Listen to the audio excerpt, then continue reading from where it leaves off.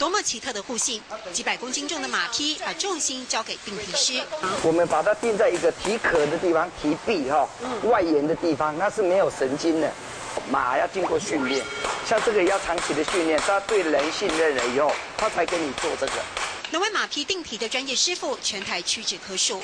马场主人谢焕祥在后里马场当兵时学到技术，没想到就此与马共舞数十载。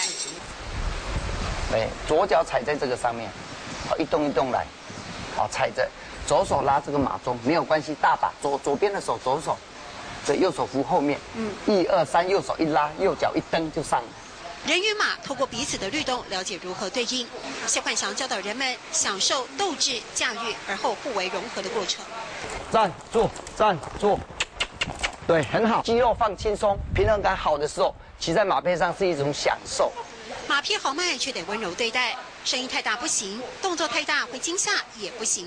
童年看到卡通里的马就兴奋的小男孩，如马蹄声踏实的一步步完成梦想。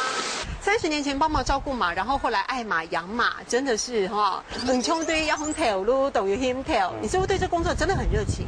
系啊，爱吃到做起来动快乐。系啊，爱吃到做起来动快乐。人与动物的情感是很微妙的。谢老板说，他一直推骑马运动能够普及，希望大家别误解，它只是贵族休闲，它其实是一个好的运动，也是一项好的治疗方式。路遥知马力，他花了过去30年，希望达到一个境界普及化，而这个梦想未来还有待实现。